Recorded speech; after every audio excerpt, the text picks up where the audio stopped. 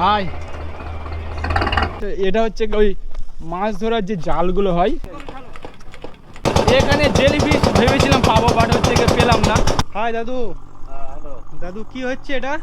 ভাই রে ভাই, আমরা এমন একটা জায়গায় চলে গিয়েছি যেখানে নৌকা ছাড়া যাতায়াতের ব্যবস্থা একদমই নেই। এখানে বসে থাকতে হবে 1 ঘন্টা থেকে 45 মিনিট ওয়েট করে, তারপরে একটা করে নৌকা। হোয়াটসঅ্যাপ গাইস, ঈশ্বর ভাই Mahbub Khan again come back with another blog video. আজকের আমরা যাচ্ছি সুন্দরবনের প্রত্যন্ত গ্রামে। এখান থেকে আমরা যাব 45 থেকে 40 মিনিট লাগবে।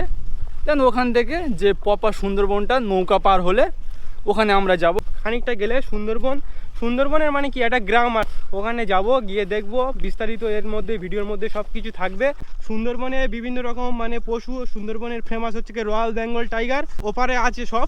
রাস্তাঘাট মোটামুটি ভালো, ঠিক আছে। ওর মধ্যে ওই সাইডগুলোতে রাস্তাঘাট এত উন্নত নয়, এই সাইডে পাকা রাস্তা, ভালো রাস্তা। ওদিকের মানুষের সঙ্গে কথা বলবো। আর এই সাইডটা পুরো কিন্তু একটা দ্বীপ বললে চলে। পুরো নদীর ওই সাইডে দেখতে পাচ্ছি চারিদিকে এরকম বড় বড় জঙ্গল। এখানে ছোট ডিঙি নৌকা মাছ ধরা, এখানে কেউ আছে নাকি? ছোট ছোট ঘর আছে, এখানে মাছ ধরা হয় তো। আর এখানে কিন্তু বর্ষাকালে জল ভর্তি হয়ে যায়। মানে আজকের দিনটা কিন্তু অনেক সুন্দর, কারণ পুরো একদম সকাল থেকে কুয়াশা ভর্তি ছিল, কিছুক্ষণ আগে রোদটা উঠলো। এই সাইড দিয়ে রোদটা আসতেছে, যার কারণে অন্ধকার লাগছে। মানে এর ভিতর দিয়ে একটা মানে পাইপ লাইন করা আছে, এখান থেকে মাছ, এটা হচ্ছে কি তোমার কি বলে ঝিল টাইপের বলে, এখানে কিন্তু মাছ চাষ করা হয়।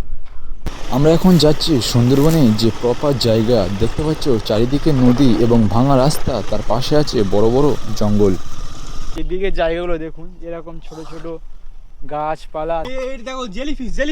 গাইস দেখতে পাচ্ছ নিচে একটা জেলিফিশ, মানে ছোট টাইপের, ছোট না বড়, এই একটা ছোট ওই একটা বড়। জেলিফিশ কি খায়? হ্যাঁ খায় কি জানি না আমি ঠিক ওটা। জেলিফিশ কিন্তু অনেকে খায়, আমি শুনেছি জেলিফিশ খায়।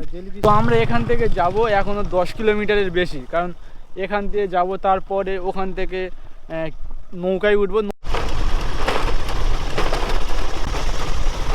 পুরো সুন্দরবনের কাছে এই সাইডে দেখতে পাচ্ছ এরকম ছোট ছোট মাছ ধরার নৌকা। আর এখানে ছোট ছোট মাটির যে ঘরগুলো আছে, এই হচ্ছে রাস্তাগুলো।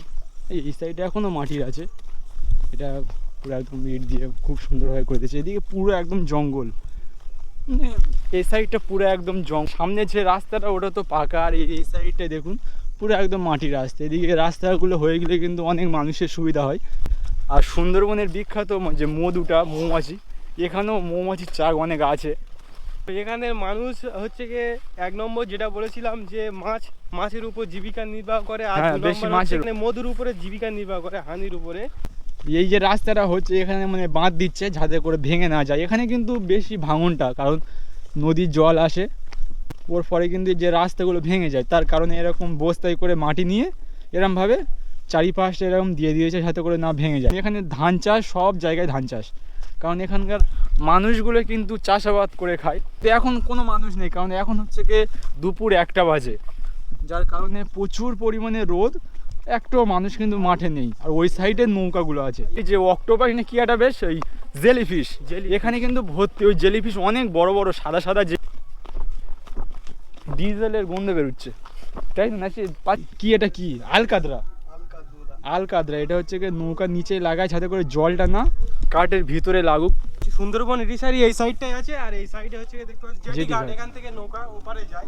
সামনে মাঠটা ছিল, মাঠটাও কিন্তু একটাও লোক নেই। আর এই সাইডে নদী, কিন্তু পুরো নৌকা একটাও নেই। দেখতে পাচ্ছ ওই দেখো একটা ছোট্ট মতো একটা মানে পাখি, মাছরাঙা না, ওটা হচ্ছে কি বলে পানকৌটি না কি একটা পাখি, বেশ ঠিক জানি না। মোটামুটি ওই পাখিটা মাছ খায় খুব। এখানে একটা সুন্দর বাতাস হচ্ছে। এই জলটা দেখুন পুরো ক্লিন জল, একটু চোখ রাখলে কিন্তু বুঝতে পারবেন প্রচুর পরিমাণে জেলিফিশ এখানে আছে। এই ঘাটটা একবার দেখুন, পুরো ফাঁকা ঘাট। আর ওই সাইডটাই পুরো একটা দ্বীপ বললে চলে। এখান থেকে ওদিকে যেতে 5 থেকে 10 মিনিট সময় লাগবে। ওই সাইডে বাঘ আছে শুনেছি, মানে সুন্দরবনের যে রয়্যাল বেঙ্গল টাইগার, যেটা বললো ওই যে আস্তে আস্তে প্রচুর খাতারনাক ভাই। মানে একটা নৌকা আসবে, আবার 45-1 ঘন্টা পরে আবার নৌকা, কারণ এখানে জনসংখ্যা কিন্তু প্রচুর কম। আর সন্ধ্যার দিকে, সকালের দিকে মানুষ কাজে কামে যায়, ওর জন্য কিন্তু নৌকাগুলো অনেক থাকে। এই ওইটা কি আসছে, ও কাকু, এই ট্রলারটা যাচ্ছে, ও সব বুঝতে পারছি না, এত লং তো এটা। হাই ট্রলার মামু। এটা চলে যাবে কোনো এক মানে ঘাটে, সেখানে গিয়ে এই মাছগুলো নিয়ে মানে সব জায়গায় রপ্তানি করা হবে বিভিন্ন জায়গায়। দেখুন কত স্পিডে যাচ্ছে, মানে এটা অনেক লং তাই বয়ে যাচ্ছে না। তো এটা হচ্ছে ওই মাছ ধরার যে জালগুলো হয়, প্রচুর বড় এগুলো। এই যে আমরা ট্রলারে বসে আছি, মাছ ধরার ট্রলার, মানে আর এই যে পুরো আলকাদরা দিয়ে এখানে পুরো একদম ওয়াশ করে দিয়েছে যাতে জলটা না ভিতরে যায়। তুই বসতে বলছি বল না, তুই একটা ভালো করে গান বল দিন। ও মন মাঝি রে, ঠিক আছে, তুই 5 পেয়েছো। দেখি এই যে এই নৌকার ভিতরে এরকম এগুলো তুলে এর ভিতরটাই মাছ রাখা হয়, যে বাইরে বাইরে এর ভিতরটা আবার দেখাচ্ছি হয়, এগুলো এরকম ভাবে চাপাতে হয়। এই যে আমাদের নৌকা চলে আসলো, এই যে কাকু এ ঠেলে ধরে একটু। এই অনেক মানুষও চলে এসেছে, আমরা ভেবেছি একলা যাবো, এটা অনেক মানুষ পিছনে আসছে, প্রচুর পরিমাণে সাউন্ড হচ্ছে দেখুন। এই অনেক দিন পরে কিন্তু এই নৌকায় উঠলাম, দুজন মিলে পুরো নৌকায় যাচ্ছি বুক করে নিয়ে। আর এই সাইডটা একবার দেখুন, আর ওই যে মানুষগুলো পিছনে আছে ফার্স্টে ভেবেছি ওরা যাবে, বাট ওরা যাবে না। বাট জায়গাগুলো কিন্তু অনেক সুন্দর দেখতে পাচ্ছ। এখান থেকে মাত্র 10 টাকা করে এপারে ঘাট থেকে ওই পারে ঘাটে নিয়ে যায়, সময় লাগবে মাত্র 15 থেকে 20 মিনিট। এদিকে যে নৌকাগুলো কত স্পিডে যাচ্ছে, আর অনেক অনেক সাউন্ডটা অনেক হচ্ছে, যার কারণে বোঝা যাচ্ছে না। এই জঙ্গলের পাশ দিয়ে আমরা যাচ্ছি। কাকু এপারে ঘাটের নাম কি? হ্যাঁ, কঞ্চির ঘাট। আর ওপারে ঘাটের নাম কি? পঞ্চপুর, সূর্যপুর, তাই তো? আচ্ছা আচ্ছা, এটা কঞ্চির ঘাট, ওপারে সূর্যপুরের ঘাট, তাই তো? আচ্ছা,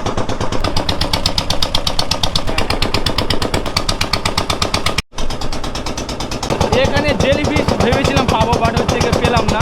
পানিটা দেখতে পাচ্ছ পুরো একদম ক্লিন, পানি একবার হাত দিই ভাই, পুরো রঙিন পানি, পুরো এখানে জেলিফিশ যাওয়ার সময় দেখবো। নৌকা বন্ধ হয়ে গেল, এখন আমরা এই যে ঘাটটা, এই ঘাটে নামবো। এই সামনে আরও নৌকা আছে, বাট এই জায়গাগুলো থেকে কিন্তু বেশিক্ষণ থাকা যাবে না, কারণ নৌকার হচ্ছে শেষ টাইমটাও আমরা জানি না।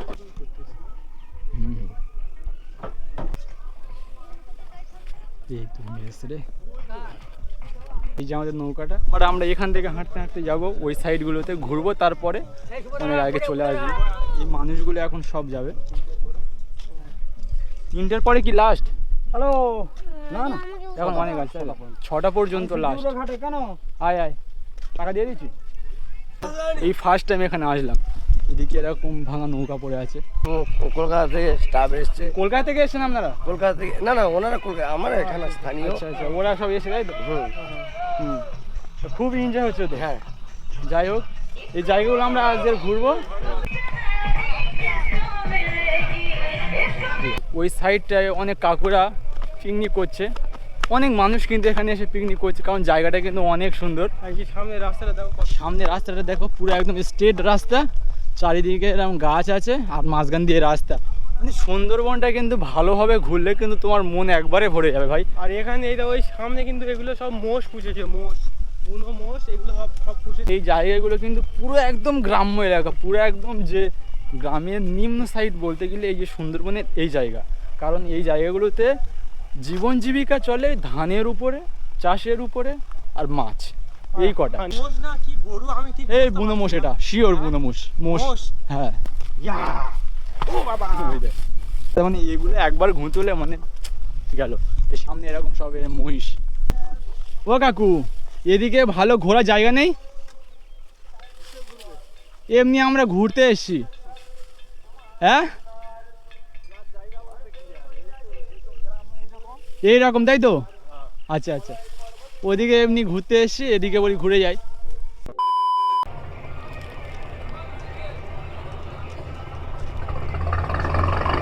হাই,